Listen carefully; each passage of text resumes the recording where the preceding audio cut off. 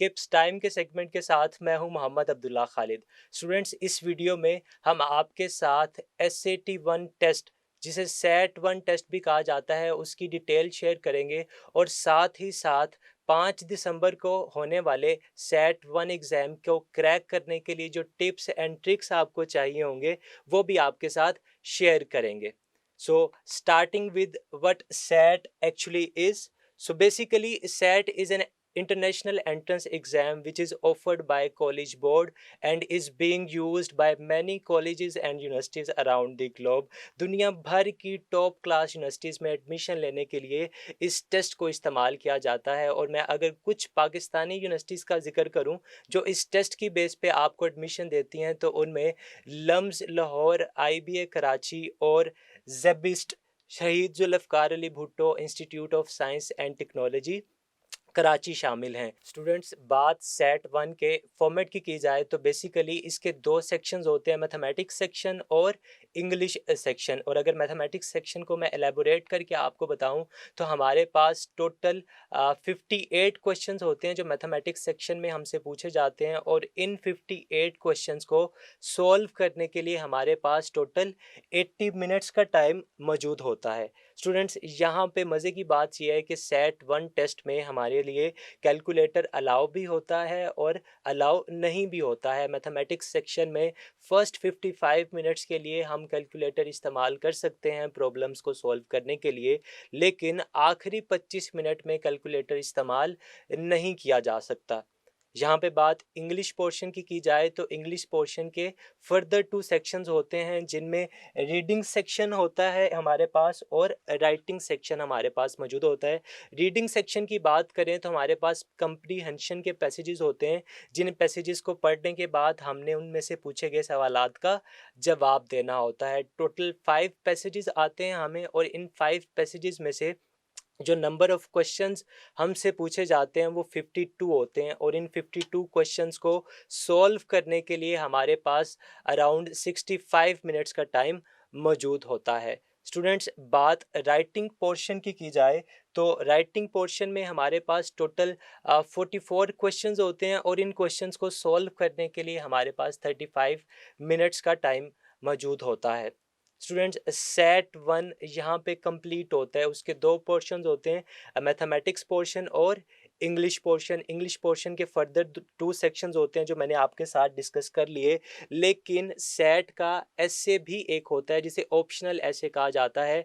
कुछ universities without ऐसे test count करती हैं और कुछ यूनिवर्सिटीज़ जिसमें लम्स भी शामिल हैं, आपको ये कंपलसरी होता है कि वहाँ एडमिशन के लिए आपने जो सेट अटेम्प्ट किया हो उसके साथ आपने ऐसे भी अटेम्प्ट किया हो। स्कोर की बात की जाए तो टोटल स्कोर सेट का 1600 होता है, जिनमें से 800 मैथमेटिक्स के पोर्शन के और 800 नंबर्स आपके इंग्लिश के पोर्शन के काउंट किए जाते हैं। और अगर आप ऑप्शनल ऐसे भी अटेम्प्ट करते हैं तो आपको उस ऐसे के स्कोर अलहदा से मिल जाते हैं। तो स्टूडेंट्स, यहाँ तक हमने ब्रीफली अंडरस्टैंड कर लिया कि सेट 1 बेसिकली होता क्या है। अब अगर बात करें 5 दिसंबर को कंडक्ट किए जाने वाले सेट 1 टेस्ट की के फाइनल इंस्ट्रक्शंस क्या होंगी हमारी तरफ से आप लोगों को, तो फाइनल इंस्ट्रक्शंस को मैं 3 हिस्सों में आप लोगों के साथ साथ शेयर करूँगा।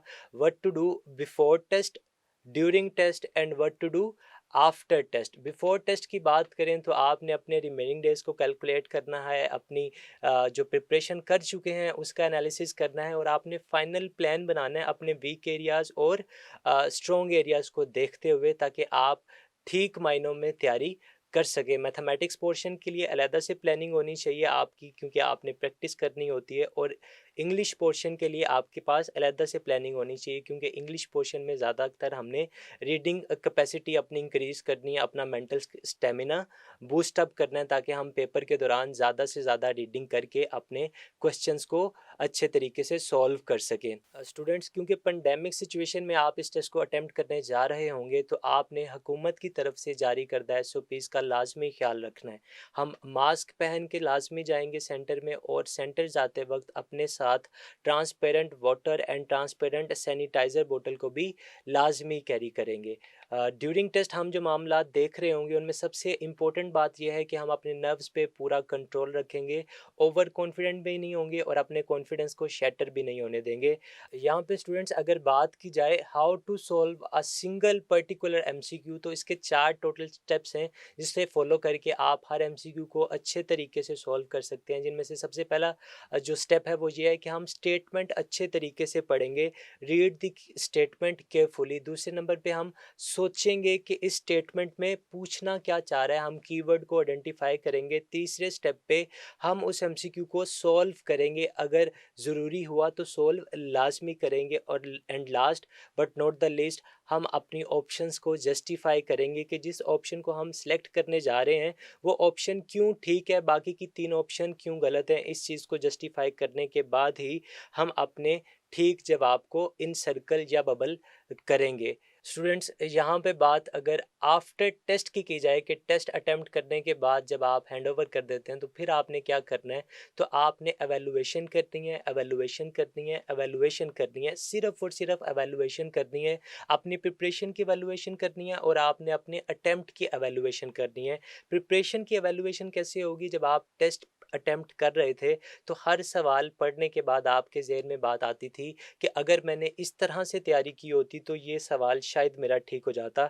तो जो चीज़ें ड्यूरिंग टेस्ट प्रिपरेशन के हवाले से आपके दिमाग में आती रहीं उन सब चीज़ों को नोट डाउन करें और आइंदा जब तैयारी करें तो उन चीज़ों को जहन में रख के तैयारी करें। अटेम्प्ट की अगर मैं बात करूं कि एवेलुएशन किस तरह से होगी, तो जैसे ही आपने टेस्ट हैंडओवर किया एग्जामिनर को और आप अपने एग्जामिनेशन सेंटर से बाहर आए, तो आपने सोचा कि अगर अभी मुझे दोबारा टेस्ट दे दिया जाए तो ये 2-3 गलतियां जो टाइम मैनेजमेंट या स्ट्रेस मैनेजमेंट की वजह से मेरी टेस्ट के अंदर हुई थी वो दोबारा नहीं होंगी। तो आपने उन चीज़ों को भी नोट डाउन करना है कि प्रिपरेशन में क्या गलतियां हुई और अटेम्प्ट में क्या गलतियां हुई, और आइंदा जब भी कोई आपने टेस्ट देना है ज़िंदगी में तो इन दोनों तरह की गलतियों को ज़हन में रखना है कि टेक्निकल गलतियाँ ये की थी, तैयारी में गलतियाँ ये की थी, और नॉन टेक्निकल गलतियाँ जो कि अटेम्प्ट के दौरान होती हैं, stress management, time management, course management की वजह से, वो सारी की सारी गलतियाँ आप नोट डाउन रखेंगे ताकि आइंदा टेस्ट में वो गलतियाँ ना हो। In the and I wish you all the very luck for your sad exam. Stay happy, stay safe.